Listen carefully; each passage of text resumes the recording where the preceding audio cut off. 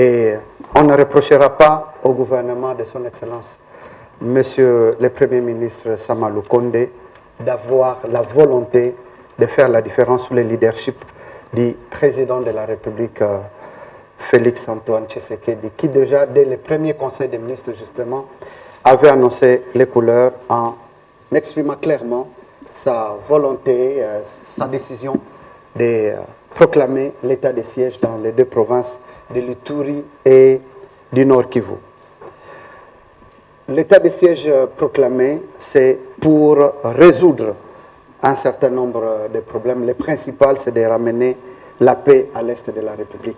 Vous savez que nous sommes dans un programme basé sur les résultats. Et c'est ce que nous avons eu à rappeler aux uns et aux autres parmi les dirigeants de ces différentes provinces. Et nous avons constaté effectivement qu'il y a une grande volonté, que ce soit à Bunia, quand je parle de Bunia, c'est de l'Ituri justement qu'il s'agit, tout comme à Goma.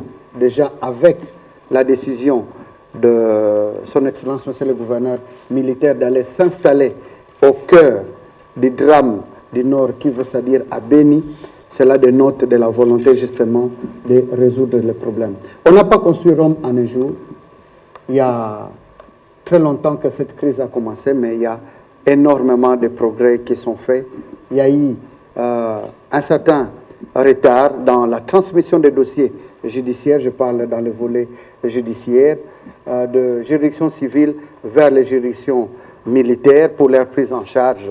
Et nous savons que ça ne se fait pas toujours de manière automatique, mais cela étant fait, maintenant on est en train de régulariser certaines détentions, mais aussi les juridictions civiles qui ont commencé à travailler dans le volet des dossiers civils, mais aussi les tribunaux pour enfants qui ont repris du service après la proclamation de l'état de siège et une collaboration qui est franche.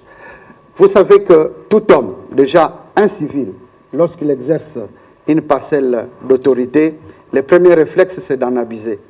Dans le cadre de la proclamation de l'état de siège, plusieurs partenaires, plusieurs même compatriotes avaient pensé que l'état de siège serait utilisé comme un alibi pour violer les droits de l'homme. Cela est très loin d'être le cas et c'est pourquoi, d'ailleurs, le chef de l'État avait décidé de nous envoyer sur terrain, comme en tant que ministre des Droits humains, renforcer les capacités des différents acteurs, les militaires, les policiers, les magistrats militaires comme civils, les agents de service.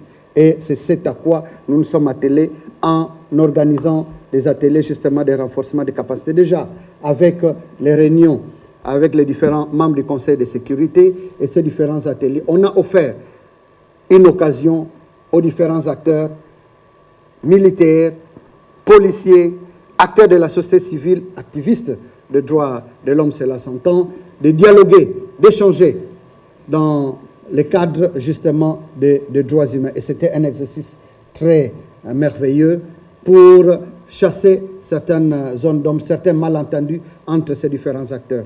Et nous voyons qu'avec notre passage, avec l'inspection que nous avons, par exemple, effectuée au niveau des prisons, nous avons, par exemple, rappelé aux différents gouverneurs que devant certains retards observés par le gouvernement central, c'est quand même Kinshasa, c'est plusieurs kilomètres, il y a des problèmes de logistique qui peuvent se greffer. Le pouvoir provincial peut justement prendre les relais du pouvoir central en ce qui concerne la gestion des prisons, puisque la gestion pénitentiaire est du domaine concurrent, c'est un pouvoir concurrent entre le pouvoir central et le pouvoir des provinces. Mais nous pouvons affirmer sans embâche qu'il y a une réelle volonté de ces différentes autorités militaires à aller de l'avant, à réduire les poches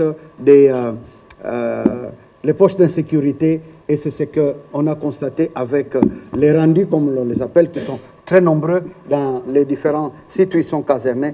Il nous revient maintenant, puisqu'il est important que les gens le sachent, les ministres, une équipe du ministère des Affaires sociales séjourne au Nord Kivu. Le ministre lui-même va suivre, si je ne m'abuse, le mercredi, pour rencontrer les différents besoins de ses compatriotes qui ont écouté l'appel du chef de l'État et qui se sont rendus pour être, comme vous l'avez dit, être formés, être encadrés pour reprendre la vie civile. Donc nous pensons que l'espoir est permis.